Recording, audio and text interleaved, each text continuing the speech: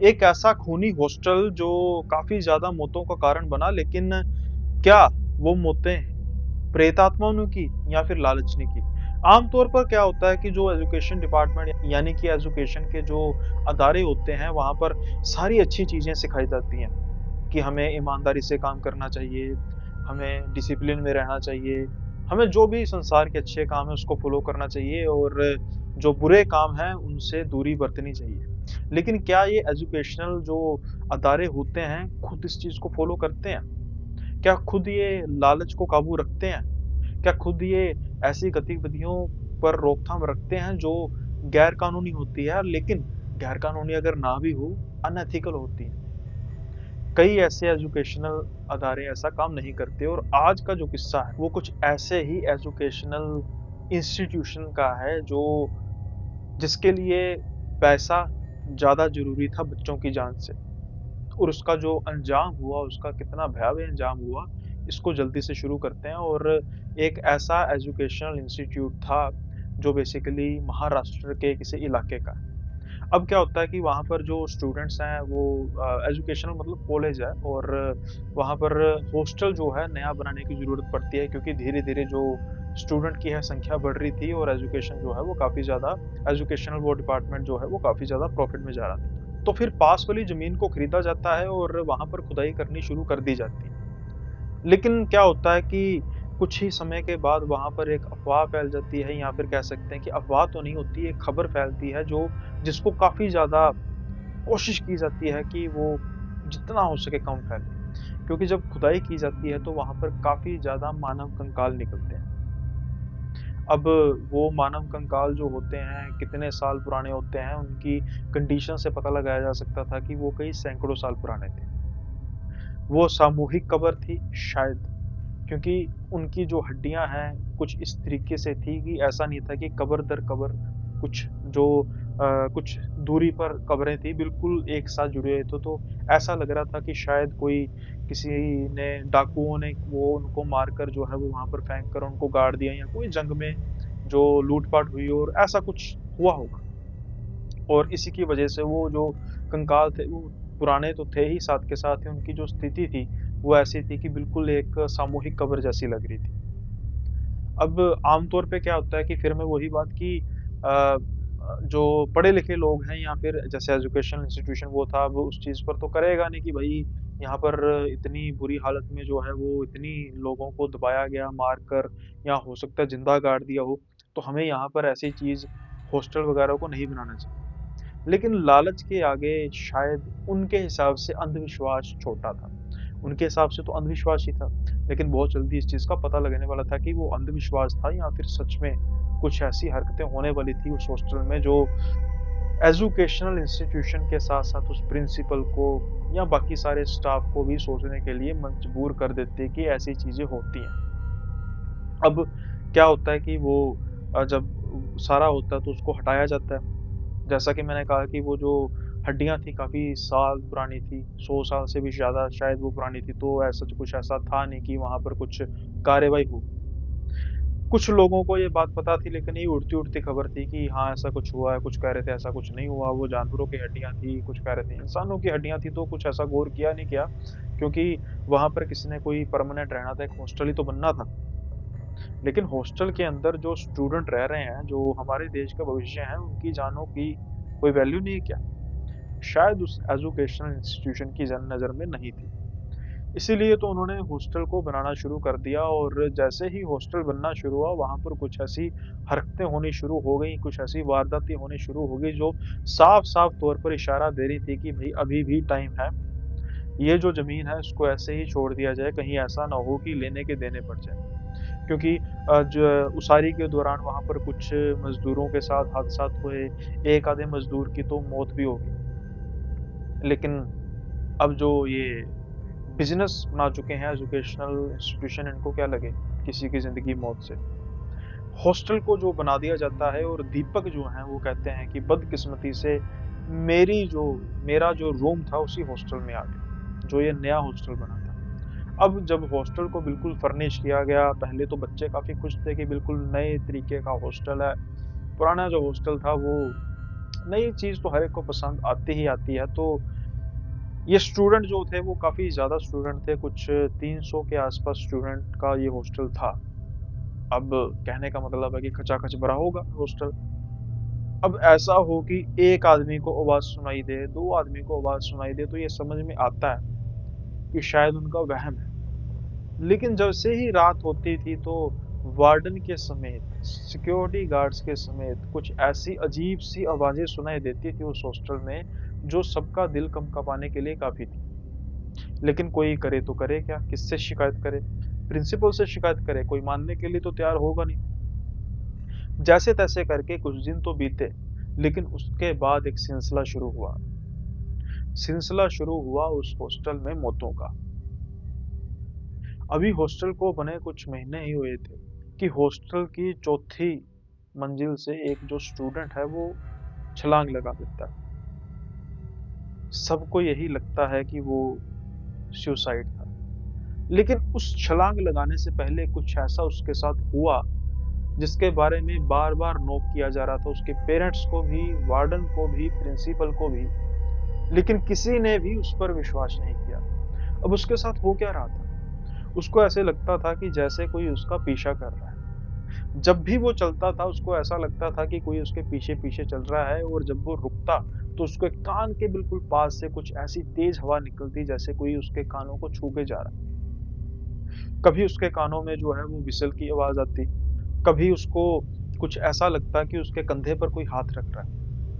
और तो और जब जब वो रात को सो रहा होता तो वो शिकायत करता था कि उसके साथ जो लड़का सो रहा होता था, उसके बिल्कुल पास उसको लगता था कि कोई बैठा हुआ है। जो बैठा तो उसके बिल्कुल पास है लेकिन उसको घूर के देख रहा है। ये सारी बातें उसने अपने फ्रेंड को बताई, अपने घरवालों को बताई, हॉस्टल में बताई, मैनेजमेंट को बताई लेकिन कोई भी उसकी बातें ये मानने के लिए तैयार नहीं था। लेकिन ये जो हरकतें हैं वो धीरे-धीरे बाकी स्टूडेंट्स के साथ भी होने लग पड़ी। अब जब इंस्टीट्यूशन पर ऐसी कुछ बातें आती हैं तो वो सोचते हैं कि हो सकता है कि ये मज़ाक हो या कोई प्रैंक हो, समथिंग ऐसा काफ़ी चीज़ें हुए लेकिन जब उसने सुसाइड कर लिया, उसके बाद से कुछ जो स्टूडेंट्स थे उनको तो ये बात साफ़ होगी कि हो ना हो यहाँ पर कुछ दिक्कत है। अब जैसे ही उसने सुसाइड किया और उसके बाद से कई पेरेंट्स ने तो अपने जो स्टूडेंट्स को है वहाँ से हटवा दिया मतलब कि हॉस्टल से वो उनकी सर्विसेज़ ख़त्म कर ली और वो आस-पास जो है वो पीजी लेकर रहना शुरू कर दिया। क्योंकि जो माँ-बाप हैं वही अपने बच्चों की जान सबसे प्यारी होती है। जो इस चीज़ को वहम मानते थे और जो ये मानते थे ये सुसाइड ही था। वो समझते थे कि भई हो सकता है कुछ ऐसी बात हुई हो, लेकिन ये सुसाइड नहीं था, ये मर्डर था। और ये किसने किया था? ये उन्हीं प्रेतों ने किया था जो उस ज़मीन के नीचे दबे हुए थे और कितने सालों से ऐसे ही वो सो रहे थे और उनको जगा दिया गया, उनकी आत्माओं को जगा दिया गया। एक सुसाइड हो तो समझ में आता है कि कोई दिक्कत होगी, लेकिन हर महीने के बाद वहाँ पर सुसाइड होने लग पड़े। लेकिन फिर भी प्रशासन की जो वहाँ का प्रशासन था, उसकी जाग खुल नहीं रही थी। धीरे-धीरे करके जो वहाँ के हॉस्टल के स्टूडेंट्स थे, उन्होंने हॉस्टल को छोड़ना शुरू कर दिया और जैसे मैंने कहा कि आम तौर पर 300 स्टूडेंट्स के आस-पास का जो हॉस्टल था, अब वहाँ पर गिनती के 50-60 स्टूडेंट्स ही बचे थे। अब शायद वो किसी और बड़ी अनहोनी का वेट कर रहे थे। ऐसा ही होता है कि एक बार क्या होता है कि अचानक से वो सारे जो स्टूडेंट्स हैं, वो जल्दी से अपने हॉस्टल के बाहर आते हैं, क्योंकि उनको सबको ये महसूस होता है कि शायद कोई अर्थक्वेक आया है। क्योंकि उनके सामने दीवारें जो है वो हिल रही थी, वहाँ पर क्रैक्स पड़ रहे थे, लेकिन वहाँ पर कुछ ऐसा था नहीं। आस-पास का जो इलाका था वो बिल्कुल ठीक था। अगले दिन जब ये सारी चीज़ के बारे में चेक कराया गया, जो वहाँ के आर्किटेक्ट्स को बुला के कि हाँ भई ये एकदम से सारी दीवारों पर जो क्रैक है, वो क्यों पड़ गए? पर जब उन्होंने ध्यान दिया, उन्होंने सारा ज़मीन का वेरवा किया तो उन्होंने कहा कि ये जो हॉस्टल है ये ज़्यादा दिन तक टिक नहीं पाएगा क्योंकि जो नीचे की ज़मीन है पता नहीं कैसे वो धँसते जा रही है और यहाँ पर जो रहना अब सेफ नहीं है। अब इतना सुनने की बात थी तो फाइनली जो वो एजुकेशनल इंस्टीट्यूशन था वहाँ की जो जाग खुली और उन्होंने उस हॉस्टल को अब खाली करवा दिया और कुछ ही समय बाद वो हॉस्टल जो है वो खंडर बन गया और बाद में उसको तुड़वा दिया गया क्योंकि किसी भी समय वो किसी और बड़ी दुर्घटना का कारण बन सकता था। तो ये खूनी हॉस्टल का किस्सा था आई होप आपको पसंद आया होगा और इससे पहले हम अगले किस्से की ओर बढ़ें, जो एक बड़ा ही अजीब किस्सा है जहाँ पर अ, एक आदमी जो मरता है और बाद में उसकी इच्छा होती है, वो पूरी होती है लेकिन उसके मरने के बाद। क्या होती है? इससे पहले आप अपना फ़र्ज़ जो है वो उसको पूरा कर दीजिए।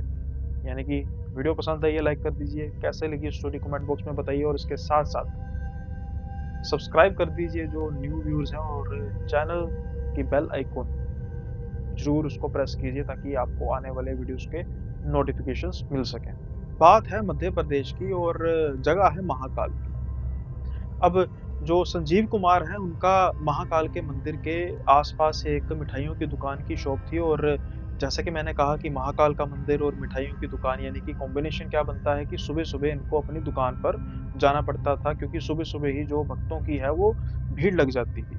अब क्या होता है कि ये किसी काम से गए होते हैं और जैसा कि आपको पता है कि आमतौर पे हलवाई जो होते हैं वो 1 दिन पहले जो सामान की तैयारी कर लेते हैं या बिल्कुल सुबह-सुबह आके करते हैं। इनके पास कुछ ऐसा होता है कि समय की कमी के कारण ये जो अपना सामान है वो तैयार नहीं कर पाते और ये सोचते हैं कि मैं ऐसा करूँगा मैं रात को 1-2 बजे जो है वो अपनी दुकान पर आऊँगा और अपना जो सामान है वो तैयार करना शुरू कर दूँगा क्योंकि अमूमन 4 बजे के आस-पास जो है वो यात्रियों की, भक्तों की जो है वो भीड़ लगने लग पड़ती है और अगर मेरा सामान तैयार ना हुआ तो वो दूसरी दुकान से ले लेंगे। अब क्या हो रहा था कि ये अपने रास्ते पर जा रहे थे बाइक से। जैसे ही ये मंदिर की तरफ या उस परिसर की तरफ जाना शुरू करते हैं, जो इनके घर से कुछ 7-8 किलोमीटर दूर था, रास्ते में उनको एक इंसान दिखाई देता है, जो उनसे लिफ्ट माँग रहा था। अब जब उसके पास जाते हैं, तो बाइक रोकते हैं, तो उसके जो माथे से थोड़ा-सा खून जो है, वो लगा हुआ था और कपड़े कुछ मैले-मैले से लग रहे थे। अब ये पूछते हैं कि, "भाई साहब, क्या हुआ? ठीक-ठाक है?" वो कहते हैं, "नहीं, मेरा एक्सीडेंट हो गया। मैंने तो महाकाल के मंदिर जाना था, तो आप ऐसा करें, मुझे महाकाल के मंदिर छोड़ सकते हैं?" तो वो कहते हैं कि, "भाई साहब, आपको पहले मंदिर की नहीं, पहले आपको हॉस्पिटल की ज़रूरत है।" तो वो भाई कहते हैं कि, "नहीं, मैं हॉस्पिटल नहीं जाना चाहता, मैं बिल्कुल ठीक हूँ। बस मेरी एक इच्छा है कि मैं महाकाल के दर्शन करना चाहता हूँ।" अब ये कहते हैं कि मैं भी महाकाल के मंदिर ही जा रहा हूँ, मेरी वहाँ पर दुकान है, तो फिर भी आप अगर चाहें तो मैं आपको पहले हॉस्पिटल ले जाता हूँ, वहाँ पर आपकी जो ये खून निकल रहा है तो पट्टी-पुट्टी वो जो कर देंगे और जो भी आपके कपड़े वगैरह गंदे हैं, साफ-सफाई करा देते हैं। तो कहते हैं, "नहीं, ऐसा नहीं है, मैंने महाकाल के मंदिर ही जाना है, अगर आप लेके जा सकते हैं ठीक है, नहीं तो मैं किसी और के साथ चले जाऊँगा।" अब ये सुनते हैं तो उनको लगता है कि भई, कि आदमी की इच्छा है, वो कितना तड़प रहा होगा जाने के लिए महाकाल के मंदिर, तो मैं ले सकता हूँ, ये पुण्य मेरे लिखे। शायद ये उनके लिए पुण्य ही था और अब वो उसको बाइक पर बिठाते हैं। अब जैसे ही उसको बाइक पर बिठाते हैं, अब उनको एक्स्ट्रा ऑर्डिनरी जो है वेट महसूस होता है। आम तौर पे वो इंसान दुबला-पतला था, उसका वेट होना चाहिए कुछ 65-70 किलो के आस-पास। लेकिन ऐसा लग रहा था कि उस पर जो स्कूटर पर या उस मोटरसाइकिल पर कम से कम 2 लोग बैठ गए। दुगना वज़न उन्हें महसूस हो रहा था, लेकिन उन्हें लगा कि शायद कुछ लोग होते हैं, वो देखने में तो दुबले-पतले लगते हैं, लेकिन वो होते काफ़ी हेवी हैं। अब जैसे-जैसे ये चलते जा रहे थे, तो ये बात करने की कोशिश कर रहे थे कि कैसे आपकी जो है वो एक्सीडेंट हुआ, क्या हुआ? तो वो आदमी जो है कुछ ज़्यादा बातें कर नहीं रहा था। और जैसे ही मंदिर के पास पहुँचते जा रहे थे, उस आदमी से कुछ गुर्राने की आवाज़ें आ रही थी और ये समझ रहे थे कि शायद उसको ठंड लग रही है, सुबह के समय कई बार हल्की-फुल्की ठंड होती है। तो ये कहते भी हैं कि भई अगर ठंड लग रही है तो रुक जाएँ, तो वो कहता है नहीं-नहीं बस मुझे मंदिर जाना है। अब ये मंदिर के परिसर के पास जो है वो बाइक को खड़ा करते हैं और कहते हैं कि भई अभी तो आपके जाने का फ़ायदा है नहीं क्योंकि मंदिर के कपाट खुले नहीं होंगे और अगर आप चाहें तो मैं आपको फर्स्ट एड दिलवा दूँ। तो वो कहता है कि मुझे ज़रूरत नहीं है और मेरे लिए मायने नहीं रखता है कि मंदिर के कपाट खुले हैं या नहीं खुले। मैं दर्शन करके चला जाऊँगा। अब इनको काफ़ी अजीब लगता है और सोचते हैं कि भई दिमाग-विमाग तो इस आदमी का खराब। लेकिन फिर भी ये कहते हैं कि भई अब मैंने पहुँचा दिया, अब ये जाने और महाकाल जाने। ये जो आदमी है, इनके सामने मंदिर की तरफ जाना शुरू कर देता है। ये अपनी घड़ी देखते हैं और घड़ी के टाइम को देख के जैसे ही ऊपर देखते हैं, सामने कोई नहीं होता। बड़े हैरान परेशान होते हैं क्योंकि कोई मोड़ वगैरह भी नहीं था वहाँ पर, बिल्कुल सामने था। अंधेरा था लेकिन इतना भी नहीं था कि आँखों के सामने ही कोई इंसान गायब हो जाए। इनको काफ़ी अजीब लगता है लेकिन ये फिर भी कहते हैं कि भई अब होगा, पता चला गया होगा। मैंने ध्यान नहीं दिया, हो सकता है मैंने घड़ी की तरफ देखा। मुझे मैंने सोचा कि 1-2 सेकंड मैंने देख के ऊपर कर लिया लेकिन कई बार होता है ना कि हम एग्ज़ाम्पल के तौर पे मोबाइल देख रहे होते हैं, तो घड़ी की सुई की तरफ देख के कोई ख़्याल आ गया होगा और कुछ भी उसके दिमाग में आ गया कि भई समय लग गया होगा और आदमी इधर-उधर हो गया होगा। लेकिन उनका शक बिल्कुल ठीक था क्योंकि वो आदमी इधर-उधर हुआ नहीं था। अब इस चीज़ का जो पता कैसे लगता है इनको कि वो कौन था? क्या वो इंसान था? क्या वो प्रेत था? वो था कौन? अगले दिन ये अपना जो काम वगैरह शुरू करते हैं, समय पर अपना काम जो है वो पूरा करते हैं और सुबह-सुबह अखबार आती है। अब अखबार में जो लोकल पेज होता है वहाँ पर खबर लगी है कि दोपहर के समय में रास्ते में एक आदमी को टक्कर मार दी गई और उस आदमी की मौत हो गई और वो यात्री था जो महाकाल के दर्शन के लिए आ रहा था और उसकी फ़ोटो जो थी वो हूबहू उसी आदमी से मिलती थी जो लिफ्ट लेकर इनके साथ आया था और इनकी आँखों के सामने गायब हो गया। इनकी जो सिट्टी-पिट्टी देखकर गुल हो जाती है। अब आप सोचेंगे कि भई इनको पता कैसे नहीं लगा कि कोई आदमी मरा है? जैसे मैंने कहा कि वो किसी काम से बाहर गए हुए थे, अपने शहर से और इसलिए तो वो देरी से पहुँचे थे और वो चाह रहे थे कि मैं सुबह-सुबह अपना जो काम है शुरू कर दूँ, ताकि जब तक भगत आएँगे, संगत आएगी तो मैं अपना प्रिपेयर कर लूँगा मिठाई वगैरह। तो उनको तो पता था ही नहीं कि इस रास्ते में कोई ऐसी मौत हुई है और वो शख्स वही था जो दर्शन के लिए जा रहा था महाकाल के मंदिर और वहाँ पर वो पहुँच नहीं सका। रास्ते में ही उसकी मौत हो गई, लेकिन उसके बावजूद भी महाकाल से मिलने की जो तड़प थी वो भरपूर थी उसमें। क्या कारण था? कोई दायरा था जो वो खुद ब खुद जा नहीं रहा था, लेकिन वो इनकी मदद से वहाँ पर पहुँच गया और उसकी जो यात्रा थी, वो जीते-जी तो नहीं लेकिन मरने के बाद भी संपन्न हुई। तो एक बार जय महाकाल ज़रूर कमेंट बॉक्स में लिखिए क्योंकि महाकाल ने जैसे-तैसे करके अपने भक्त को बुला ही लिया अपने पास। वो किसी कारणवश शायद वो शारीरिक रूप में नहीं पहुँच सका लेकिन उसकी आत्मा जो है वो वहाँ पर ज़रूर पहुँच गई। आई होप आपको ये किस्सा अच्छा लगा होगा और अच्छा लगा है तो इसको लाइक करना मत भूलिएगा और कमेंट बॉक्स में ज़रूर बताइएगा। जल्दी से बढ़ते हैं अगले किस्से की ओर और आज का जो अगला किस्सा है वो भी एक हॉस्टल वाला किस्सा है और आमतौर पर क्या होता है कि हॉस्टल में जो बॉयज़ होते हैं या गर्ल्स होती हैं, कोई भी हॉस्टल हो वहाँ पर शैतानियों का जो आलम होता है वो पूरा भरपूर होता है। लेकिन कुछ ऐसी रेड लाइन्स होती हैं जिसको क्रॉस नहीं करना चाहिए और ऐसी ही रेड लाइन्स को क्रॉस किया गया। 2 दोस्तों ने ऐसी ही रेड लाइन्स को क्रॉस किया, नागेश और प्रवीण। ये दोनों एक कॉलेज में दाखिला लेते हैं और वहाँ पर ये हॉस्टल में रहना शुरू करते हैं। धीरे-धीरे इनका सर्कल बढ़ता जाता है और आमतौर पे जो सॉफ्ट गैंग होते हैं मतलब कि हल्की-फुल्की लड़ाइयाँ मतलब हाथापाई नहीं बस मज़ाक में जैसे होते हैं ना, तो फनी गैंग होते हैं तो ये चलते हैं। अब इनका जो है वो 2 जनों का मेन ग्रुप था और दूसरी जगह भी 2 लड़के थे। इनकी दोस्ती बड़ी पक्की थी लेकिन ये एक-दूसरे के साथ शर्तें लगाते थे, एक-दूसरे को तंग परेशान करना जो हॉस्टल की लाइफ़ होती है, चलती रहती थी। अब इनके हॉस्टल की एक खास बात थी कि इनकी हॉस्टल की बैक साइड पे एक पुरानी बिल्डिंग थी, वो भी हॉस्टल था। काफ़ी ज़्यादा पुरानी बिल्डिंग थी और वहाँ पर एक बिल्कुल साइड पे एक पीपल का पेड़ था, जो देखने में काफ़ी ज़्यादा भयानक नज़र आता था और उसकी एक हिस्ट्री थी। वो क्या थी? वहाँ पर किसी समय में एक लड़के ने फांसी लगा दी थी अपने आप को। और बहुत से लोगों ने जब अगले दिन उसको टंगा हुआ देखा, वहाँ पर तो एक खौफ का माहौल पैदा हो गया और धीरे-धीरे जो उस हॉस्टल की बिल्डिंग थी, वो पुरानी थी और उसके पास तो कोई रहना पसंद करता ही नहीं था, तो वो हॉस्टल को खाली कर दिया गया और ये बिल्डिंग थी जो उस हॉस्टल के रिप्लेसमेंट में बनी थी। क्योंकि ना सिर्फ उस पेड़ से लोग डरते थे, बल्कि उस हॉस्टल में भी अजीब-सी तरीके की हरकतें होती थी। कई लोगों को तो ऐसा महसूस होता था कि वो हॉस्टल नहीं, साक्षात भूल-भुलैया है। रात के समय में अगर कोई हॉस्टल में चलता-फिरता था, तो वो रास्ते भूल जाता था। उसको ऐसा लगता था कि वो किसी भूल-भुलैया में आ चुका है, इसलिए वहाँ पर गुरेज किया जाता था। अब जो ये बात है, इन चारों को भी पता थी। नागेश को भी पता थी, उसके दोस्त को भी पता थी, परवीन को। लेकिन अब पता होना अलग बात होती है, इस चीज़ को विश्वास करना, इस चीज़ के बारे में सोचना, मानना अलग बात होती है। अब जो दूसरे दोस्त थे, ये दोस्त थे, इनके बीच में एक बार लग गई शर्त। ₹5000 की शर्त लग गई कि भाई 1 घंटा अगर तुम उस हॉस्टल में बिताकर आओगे, समेत उस पेड़ 15 मिनट उस पेड़ पर के पास बैठना है और उसके बाद उस हॉस्टल में तुमने रात के समय में 2 बजे के बाद जाना है। इन्होंने सारा प्लानिंग कर ली थी कि हम कैसे सिक्योरिटी गार्ड की आँखों में चकमा दे के वहाँ पे जाएँगे, सब कुछ इन्होंने प्लान कर लिया था। अगर ऐसा होता है तो 5,000 रुपए जो है इनको मिल जाएगा। अब नागेश और प्रवीण दोनों काफ़ी खुश थे कि भाई ये तो रिफंड का काम हो गया, 5,000 रुपए ये तो खत्म हुए नहीं होंगे। बात पुरानी है भाई, 5,000 बहुत होता था तब। अब ये सोचते हैं कि चलो जी ऐसा करते हैं, बात पुरानी मतलब कुछ 15-20 साल पुरानी, इतनी ज़्यादा भी नहीं।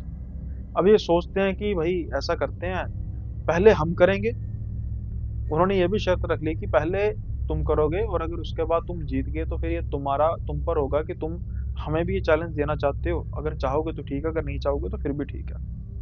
इसके बाद ये इनमें ठन जाती है और इन्होंने अपना टाइम वगैरह सारा दिन चूज़ कर लिया जाता है और उसी टाइम पर ये जाते हैं उस हॉस्टल में। पहले तो जाते हैं ये उस पेड़ की तरफ। पेड़ जो रात को है वो दिखने में काफ़ी ज़्यादा डरावना लग रहा था, हालाँकि उन्होंने टॉर्चेज़ वगैरह ली थी, जो मोबाइल होते तब फीचर फ़ोन होते थे उसकी भी टॉर्च होती थी, लेकिन कम रोशनी होती थी तो इन्होंने टॉर्च जो है एहतियातन तौर पर ली थी क्योंकि जानवर वगैरह, कीड़ा-मकोड़ा वगैरह ना हो। कुछ समय ये उस पेड़ के नीचे बैठते हैं। पेड़ देखने में काफ़ी डरावना लग रहा था, हल्का-फुल्का इनको डर लग तो रहा था, लेकिन ये 5,000 के लालच के पीछे इतने पागल हो चुके थे कि ये उस चीज़ को दरकिनार कर रहे थे। करना चाहिए था, बिल्कुल नहीं करना चाहिए था क्योंकि कुछ समय बीतता है और दोनों को अजीब से तरीके का भारीपन महसूस होने लग पड़ता है। ऐसा लग रहा था कि उनके कंधों पर शायद कोई बैठा हुआ है। नज़र तो नहीं आ रहा था लेकिन भार वो है वो काफ़ी महसूस हो रहा था। जैसे उस उनके कंधों को दोनों के सिर्फ़ एक के नहीं दोनों के कंधों को भींच रहा है। जैसे-तैसे करके 15 मिनट बीतते हैं और ये हॉस्टल के अंदर की तरफ जाना शुरू करते हैं और वहाँ पर काफ़ी ज़्यादा अंधेरा था। अब जब ये अंदर जाते हैं हॉस्टल के वहाँ पर काफ़ी ज़्यादा अंधेरा होता है लेकिन कुछ ऐसी परेशानी वाली बात तो थी क्योंकि ये साथ में टॉर्च लेकर गए थे। लेकिन अब इनके साथ भी वही होता है जो बाकी स्टूडेंट्स के साथ आमतौर पर होता था, जिसकी वजह से ये हॉस्टल अबैंडन्ड हो गया। जैसे-जैसे ये रूम्स में चल रहे थे इनको कुछ समय बाद ऐसा ही महसूस हो रहा था कि ये तो रूम पहले इन्होंने विज़िट किया है कुछ ही समय पहले। अब एग्ज़ाम्पल के तौर पर कि 2 बजे के आस-पास ये एंटर किए उस पुराने हॉस्टल में 15 मिनट ये उस पेड़ के पास रहे और अब ये हॉस्टल के अंदर एंटर कर चुके थे यानी कि सवा 2 बजे के आस-पास ये हॉस्टल के अंदर एंटर कर चुके थे। उसके बाद जैसे ही इन्होंने विज़िट करना शुरू किया तो फिर सवा 2 के बाद ढाई बजने चाहिए, पौने 3 बजने चाहिए। ये काफ़ी देर से एक जगह से दूसरी जगह पर घूमे जा रहे थे लेकिन समय जो था वो कुछ अजीब-सी तरीके से स्लो चल रहा था। कहने का मतलब है कि इनके हिसाब से तो 2 के ढाई बजने चाहिए थे लेकिन 2 बज के 16 मिनट हुए हुए थे। जैसे-जैसे ये रूम्स की वो दोबारा विज़िट करते जा रहे थे, वैसे-वैसे इनकी फ्रस्ट्रेशन बढ़ती जा रही थी और इनको अपने कंधों पर फिर से वही बोझ जो है वो ऐसा लग रहा था कि कोई बैठा हुआ है। अब ये दोनों एक जगह पे खड़े हो जाते हैं। दोनों का जो चेहरा है वो इस तरीके से डरा होता है कि एक-दूसरे को ये दिलासा देने की कोशिश कर रहे हैं कि भई दोनों डरे तो हैं लेकिन अब कुछ हो नहीं सकता। अब हम यहीं पर एक जगह पे खड़े हो जाते हैं। कुछ ही समय बाद नागेश को पीछे से हल्का सा जैसे कोई हिलाता है ना कंधे पर नोक करता है। तो नागेश प्रवीण को कहता है कि भाई क्या बात है? प्रवीण कहता है कि भाई कुछ नहीं मैंने क्या कहा? तो कहता है कि भाई तूने मेरे कंधे पर हाथ लगाया कुछ पूछना है कुछ बताना है? तो वो कहता है कि भाई मैंने तो नहीं लगाया। तो फिर कहता है ये किसने लगाया? अब इस चीज़ का जवाब दोनों के पास था नहीं। समय ये देख रहे हैं, समय काफ़ी ज़्यादा धीरे-धीरे बीत रहा है। डर इन दोनों का बढ़ता जा रहा है लेकिन ये दोनों महसूस नहीं होने दे रहे कि जो इनका डर है, इन पर हावी हो रहा है क्योंकि अगर इन दोनों पर डर हावी हो गया और इन दोनों को पता लग गया तो फिर क्या होगा शायद ये इस चीज़ के बारे में जानते थे। लेकिन ये बात तो इनको वहाँ पर जाने से पहले सोचनी चाहिए थी। अब ये उस प्रेत के जाल में फँस चुके थे। अब जो प्रेत चाह रहा था वही हो रहा था। जैसे-जैसे समय धीरे-धीरे बीत रहा था, इनका डर बीत रहा था, कभी इनको अजीब-सी आवाज़ें आती, इनको पहले लग रहा था कि शायद कोई इनके दोस्त हैं वो डराने की कोशिश तो नहीं कर रहे, लेकिन दूर-दूर तक उन दोस्तों का कोई नामो-निशान नहीं था। अब हार के नागेश जो है वो प्रवीण को कहता है कि भाई मुझे लग रहा है हम यहाँ पे फँस रहे हैं क्योंकि मेरे हिसाब से तो हम यहाँ पर कम से कम 1 घंटे से खड़े हैं। लेकिन समय जो है वो सिर्फ़ 12 बजकर 25 मिनट हुआ है। ऐसा हो ही नहीं सकता कि हम 10 मिनट में खड़े हैं और ये हमारे जो कंधों पर कोई नोक कर रहा है या फिर हमारे आस-पास की जो आवाज़ें हैं, ये इस चीज़ के बारे में बता रही हैं कि हो ना हो हमारे अलावा भी यहाँ पर कुछ है और वो इंसान नहीं है, इस बात की गारंटी है। अब जब ये सब कुछ होता है तो उन दोनों की हिम्मत जो है वो जवाब देना शुरू कर देती है, तो फिर अब आखिर में जो है वो किसकी शरण में जाते हैं? वो जाते हैं हनुमान जी की शरण में। हनुमान चालीसा वो पढ़ना शुरू कर देते हैं, भगवान भोलेनाथ का नाम लेना शुरू कर देते हैं और बस ये कहते हैं कि बाबा बस अब हम दोबारा से कुछ ऐसी गलती नहीं करेंगे। जहाँ पर कोई भी यहाँ पर कोई शक्ति है, तो वो भी हमें माफ़ करे क्योंकि हमने ये सोचा था कि ऐसा कुछ होता नहीं है लेकिन यहाँ पर ऐसा कुछ है और हम आपसे भी माफ़ी माँगते हैं। कृपया करके हमें यहाँ से जाने दीजिए। अब क्या होता है कि थोड़ी देर तक ये बस भगवान का नाम जपते हैं, भोले बाबा का नाम जपते हैं, हनुमान जी का नाम जपते हैं, हनुमान चालीसा पढ़ते हैं। तो ये फिर से कोशिश करते हैं हॉस्टल से बाहर जाने की। अब इनको जो है वो रास्ता दिखाई दे जाता है जहाँ से इन्होंने एंटर किया था। जैसे ही वो उस रास्ते से निकलते हैं, दीवार फाँदते हैं, तो जो उनके सामने दोस्त दोनों खड़े थे, उनको काफ़ी अजीब तरीके से देख रहे थे। वो कह रहे थे कि हम जो शर्त है भई हार गए और मान गए तुमको। अब दोनों अपनी घड़ी देखते हैं और घड़ी पर 5 बजे हुए थे सुबह के। और जब ये दीवार फांद रहे थे, तो इससे पहले भी इन्होंने घड़ी की झलक देखी थी और उस समय सिर्फ घड़ी पर 12 बजकर 35 मिनट हुए थे।